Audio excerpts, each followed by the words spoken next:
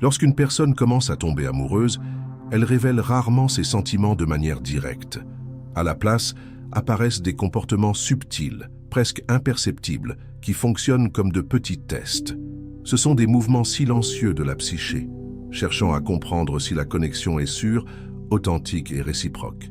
Bien souvent, ces moments ne relèvent pas seulement de la romance, mais de quelque chose de plus profond. Une rencontre entre deux âmes portant leurs propres ombres, blessures et désirs cachés. C'est comme si, avant de livrer son cœur, l'inconscient mettait à l'épreuve non seulement l'autre, mais aussi soi-même. La psychologie analytique nous aide à comprendre que, derrière ces tests, se cache un élan ancestral vers la connaissance de soi et l'individuation. Si vous avez déjà vécu quelque chose de similaire, laissez en commentaire. Je suis prête à comprendre les signes. Profitez-en pour aimer la vidéo, vous abonner à la chaîne et apporter votre soutien dans les commentaires. Cela renforce cet espace de conscience et nous permet de continuer à partager des contenus comme celui-ci. Dans la psychologie analytique de Carl Jung, les rencontres amoureuses ne sont pas seulement des expériences extérieures. Elles reflètent des processus intérieurs où projections, archétypes et symboles agissent silencieusement. Quand quelqu'un commence à tomber amoureux, son inconscient peut activer le besoin de vérifier si l'autre est capable d'accueillir à la fois la lumière et l'ombre. Ce test n'est pas toujours conscient, mais il est lié à la recherche d'intégration des aspects refoulés et non reconnus. La projection est un élément clé de ce processus. En idéalisant ou en critiquant l'autre, nous projetons sur lui des parties de nous-mêmes que nous n'avons pas encore reconnues. Si le sentiment commence à croître, l'inconscient cherche à confirmer si cette image correspond à la réalité ou si elle n'est qu'une construction interne. C'est alors que surgissent des comportements d'observation, des provocations subtiles ou même des éloignements temporaires. Un autre concept important est celui de l'ombre, des aspects que nous cachons par peur du rejet, mais qui, dans une relation authentique, doivent être vus et acceptés. Le test émotionnel, en ce sens, est une invitation inconsciente à vérifier si la relation est un espace sûr pour que l'ombre puisse émerger. Jung décrit également le processus d'individuation, qui consiste à équilibrer les opposés internes, y compris l'animus et l'anima, énergie masculine et féminine coexistant en chacun de nous. En tombant amoureux, une personne peut inconsciemment chercher chez l'autre des éléments qui éveillent cet équilibre. Le test sert à confirmer si cet échange est possible et sain. Ainsi, comprendre ces principes nous permet de voir au-delà du comportement apparent, en percevant que derrière les épreuves et défis initiaux se cache une quête profonde d'authenticité, de sécurité émotionnelle et de croissance mutuelle. Au début d'un lien affectif, ce qui peut sembler n'être qu'un jeu de séduction ou de petites contradictions est souvent un ensemble de signaux subtils révélant un test émotionnel. Ces signes sont rarement directs, car l'inconscient utilise un langage qui lui est propre, rempli de métaphores et de comportements qui, au premier abord, peuvent sembler illogiques. L'une des premières manifestations est le changement dans le rythme de communication. La personne peut alterner entre une grande proximité et de brèves distances, non pas pour manipuler consciemment, mais comme mécanisme destiné à évaluer si l'intérêt et la patience de l'autre restent stables malgré de petites variations de présence. Un autre indice courant est l'introduction de conversations portant sur des valeurs personnelles ou des dilemmes éthiques. En lançant des opinions plus polémiques ou des situations hypothétiques, elle observe non seulement la réponse logique, mais aussi le ton, le langage corporel et l'authenticité de la réaction. Ici, le test ne porte pas sur le fait d'avoir raison ou tort, mais sur la cohérence et la sincérité perçue. De petits retards ou des changements soudains de plan peuvent également faire partie de ce processus. Il ne s'agit pas d'un manque de respect calculé, mais d'une façon inconsciente de vérifier la flexibilité et la capacité de l'autre à gérer les imprévus sans transformer la situation en conflit disproportionné. De même, peuvent apparaître des provocations subtiles, des remarques taquines, avec une pointe de défi cherchant à savoir s'il existe une maturité émotionnelle pour gérer de légères divergences sans rompre la connexion. Il existe aussi un type de test qui se manifeste par l'exposition progressive de vulnérabilité. La personne peut partager une insécurité minime mais significative, juste pour voir si elle sera accueillie ou jugée. Cet acte, bien que simple en apparence, est une étape clé. Si la réponse est empathique, un terrain fertile pour une confiance plus profonde se crée. Un autre aspect subtil est l'usage du silence stratégique. Ne pas répondre immédiatement ou marquer une pause dans un dialogue peut être une façon inconsciente d'observer si l'autre remplit l'espace avec une anxiété excessive ou avec une présence calme et respectueuse. Dans ce contexte, le silence n'est pas absence, mais miroir des insécurités et attentes de chacun. Derrière tous ces signes se trouve une motivation centrale: découvrir si le lien est suffisamment sûr pour soutenir l'authenticité. Le test émotionnel au début d'une connexion ne cherche pas la perfection mais la constance. Il ne veut pas de soumission mais de réciprocité. Il ne cherche pas des réponses toutes faites, mais des réactions authentiques qui démontrent maturité et intérêt véritable. Observés avec attention et compréhension, ces signes cessent d'être des énigmes confuses pour devenir une carte permettant de comprendre non seulement l'autre, mais aussi sa propre manière de se lier. Lorsqu'une personne commence à s'impliquer affectivement, il est fréquent qu'elle voit chez l'autre bien plus que ce qu'il est réellement. Cela arrive parce que la psyché projette sur le partenaire des aspects personnels encore non pleinement reconnus. La projection, selon Carl Jung, est un mécanisme inconscient par lequel des parties de notre personnalité, positives ou négatives, sont déposées dans l'image que nous construisons de l'autre. Dans le contexte des tests émotionnels, cela signifie que souvent, ce que l'on évalue chez l'autre est en réalité le reflet de nos propres questions internes.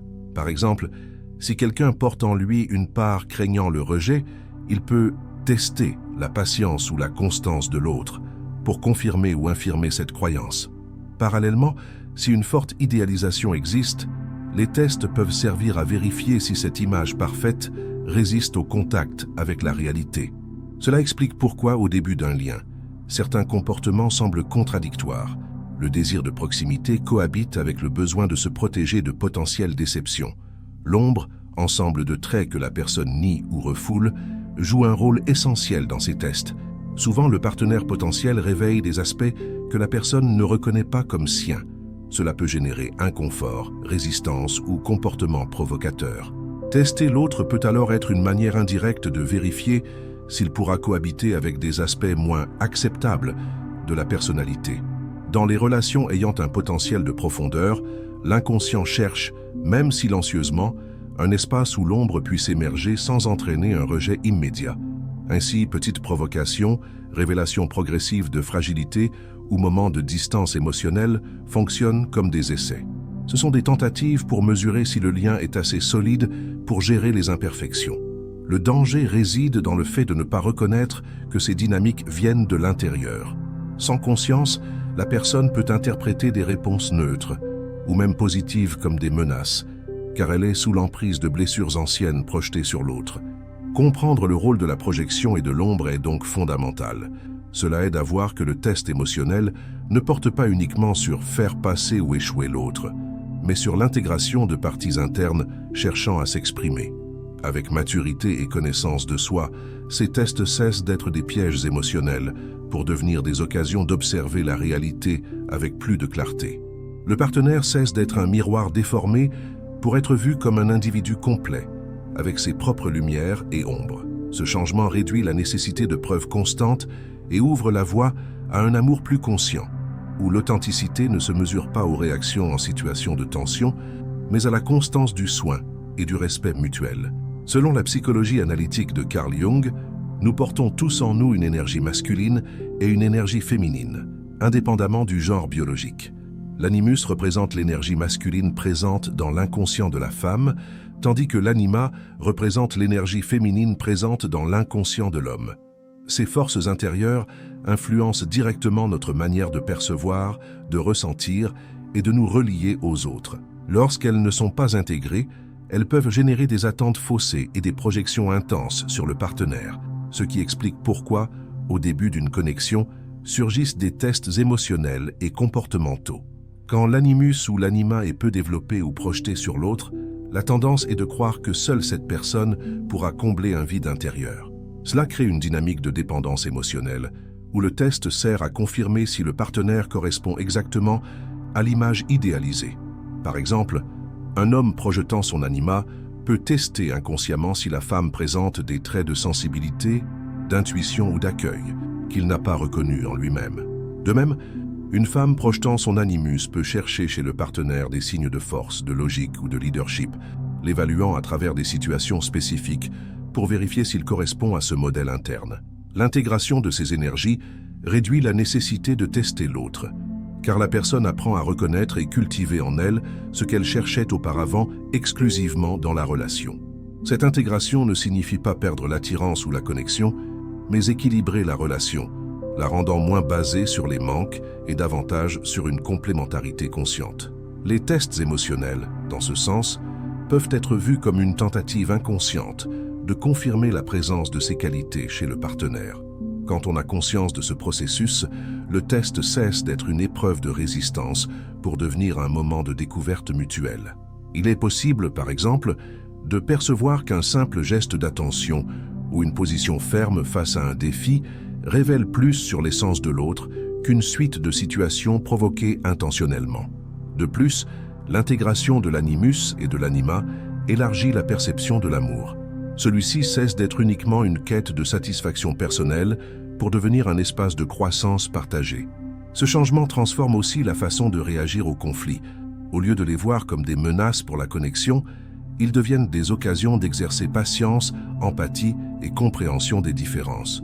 En comprenant comment ces forces intérieures façonnent la manière d'aimer, on peut voir que beaucoup de tests au début d'une relation ne cherchent pas à mesurer la force du partenaire, mais à reconnaître, projeter et intégrer des parties profondes de sa propre psyché. Et lorsque cette intégration a lieu, l'amour cesse d'être un champ d'épreuve pour devenir un territoire d'échanges authentiques, où il n'est pas nécessaire de réussir le test pour mériter de rester. Il suffit d'être présent avec authenticité. Les tests émotionnels qui apparaissent au début d'un lien sont souvent interprétés comme des obstacles ou des menaces à l'harmonie, mais vus sous l'angle de la psychologie analytique, ils peuvent se transformer en moments clés pour la croissance commune. Plutôt que de réagir avec défensive ou anxiété, il est possible de les voir comme des invitations à approfondir la compréhension mutuelle et à renforcer la base de la relation. La première étape est de reconnaître que ces tests sont rarement conscients. Ils naissent souvent de la peur de répéter de vieilles blessures ou de la nécessité de confirmer l'existence d'un espace sûr où la vulnérabilité pourra se montrer. Quand les deux personnes le comprennent, la réponse cesse d'être dictée par l'orgueil ou le besoin de prouver quelque chose et devient guidée par la curiosité et l'écoute active. Répondre avec empathie est essentiel. En percevant un test, au lieu de l'interpréter comme une méfiance personnelle, on peut se demander « Que cherche à me montrer cette attitude sur l'expérience intérieure de cette personne ?» Ce regard réduit les conflits et crée un climat de compréhension où le test cesse d'être une barrière et devient un pont. Un autre pas important est d'utiliser le test comme miroir pour son propre développement. Les situations de provocation, d'éloignement ou de changement de comportement peuvent révéler comment chacun gère frustration, patience et attente. Cette auto-réflexion aide à identifier des schémas répétitifs et à les transformer en choix plus conscients. L'intégration de l'ombre joue également un rôle crucial dans ce processus. Quand on reconnaît qu'une partie du malaise généré par les tests provient de ses propres projections, on gagne en liberté pour répondre de façon moins réactive et plus constructive. Cela ouvre la voie à des dialogues plus profonds, où il est possible d'exposer peurs, limites et besoins sans que cela soit perçu comme un signe de faiblesse. Avec le temps, les tests cessent d'être vus comme des pièges et deviennent des exercices de confiance. En les traversant avec respect et honnêteté, le lien se renforce, car chaque expérience est traitée comme une opportunité d'apprendre sur soi-même et sur l'autre. Cette approche crée une relation qui ne dépend pas de l'absence de défis, mais de la capacité à les transformer en moments de connexion sincère. Ainsi, le début d'une relation cesse d'être une phase de tension pour devenir un laboratoire émotionnel, où se construit peu à peu un espace sûr pour que les deux individualités puissent s'épanouir. Et, dans cet espace, l'amour n'a pas besoin de se prouver à chaque instant. Il se renouvelle à travers la compréhension, le soin et l'engagement mutuel envers la croissance. Le début d'un lien amoureux est un territoire subtil, où gestes, silences et petites attitudes portent des significations profondes. Les tests émotionnels qui apparaissent à ce moment n'ont pas à être vus comme des barrières infranchissables, mais comme des signes du mouvement intérieur que chacun entreprend pour protéger sa vulnérabilité tout en cherchant une connexion authentique. Lorsqu'ils sont compris à la lumière de la psychologie analytique, ils se révèlent comme des expressions de projection, d'ombre et de forces internes, cherchant l'intégration. Apprendre à percevoir ces signes, y répondre avec empathie et transformer chaque défi en dialogue constructif est un chemin pour créer des relations plus conscientes et solides. Au lieu de lutter contre les tests, on peut les accueillir comme des occasions de maturation mutuelle, où chaque expérience renforce la confiance et approfondit le lien. Si ce contenu vous a aidé à mieux comprendre les dynamiques subtiles du début d'une relation, abonnez-vous à la chaîne et continuez à explorer des réflexions alliant psychologie et connaissance de soi. Regardez maintenant la vidéo qui apparaît à l'écran et faites un pas de plus dans ce parcours de transformation personnelle. L'amour conscient commence avec le courage de voir au-delà de ce qui est visible.